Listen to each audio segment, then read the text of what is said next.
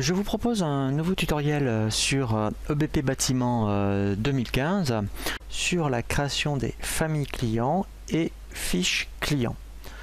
Dans le menu données, la première chose que je vous conseille avant de créer les clients prospects, c'est de créer ce qu'on appelle les familles clients prospects. C'est vraiment très intéressant par rapport à vos statistiques de chiffre d'affaires. Vous aurez tous les mois, soit une vision détaillée de votre chiffre d'affaires, notamment par rapport aux clients, ou plutôt une vision plus globale par rapport aux familles clients, si par exemple vous êtes dans une activité de bâtiment où vous travaillez soit pour les entreprises, soit pour les particuliers, les collectivités, tout ce qui est syndic par exemple, ou association. Et bien si vous créez ces familles correspondantes tous les mois, vous connaîtrez la répartition de votre chiffre d'affaires par rapport à ces familles. Donc c'est ce que nous allons faire. Tout d'abord, avant de créer des clients, nous allons créer des familles clients. Donc ça peut être, mettons, particulier.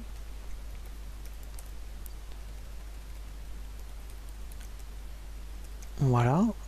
Ensuite, on peut avoir tout ce qui est, mettons, alors mettons, si vous avez des mairies, pourquoi pas, ben là vous mettrez collectivité. Voilà.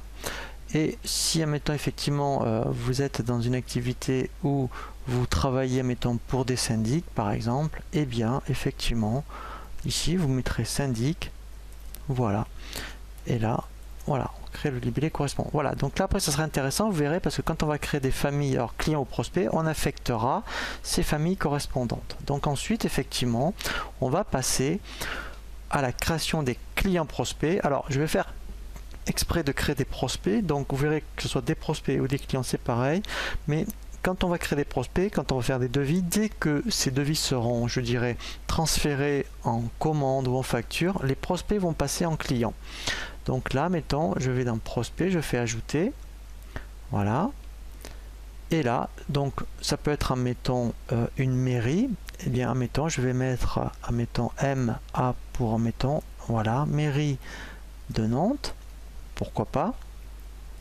Ici, donc là effectivement je vais dire que c'est une collectivité. Ici donc je vais mettre mairie de Nantes. Voilà. Donc après je vais mettre l'adresse. Voilà.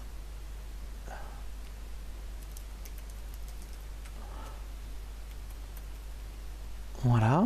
Donc les chantiers, alors on verra justement, donc là par défaut je vais mettre que c'est la mairie, mais on peut, vous verrez qu'on peut après définir d'autres, je dirais, adresses de chantier. Ensuite, dans l'onglet gestion, je vais affecter les modes de règlement. Donc là, d'où l'intérêt d'avoir créé au préalable toutes les conditions de règlement dans le menu données. Donc là, par défaut, il me met bien le compte comptable. Donc ça, c'est un tutoriel où on voit, qui vous est proposé sur les paramétrages des options du dossier, où on voit vraiment cette affectation. Et là, effectivement, alors, on verra justement tout ce qui est tarification particulière, notamment pour des mairies. Donc on verra un tutoriel sur tout ce qui est tarif et promotion. Donc là, par défaut, pour l'instant, je ne mets rien. Et là, après, effectivement, là, donc pour l'instant, dans l'onglet divers, je n'ai pas, je dirais, d'informations à rajouter. Alors on verra justement donc effectivement la gestion des représentants. Après on peut avoir créé, je dirais, des représentants et les affecter directement dans la fiche client.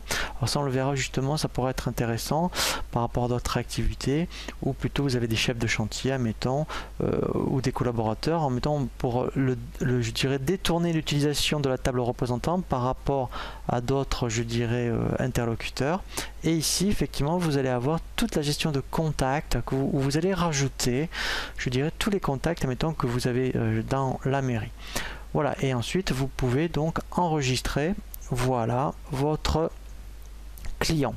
Voilà, donc là c'est un prospect en l'occurrence. Donc ensuite après on verra comment effectivement passer d'un prospect en client.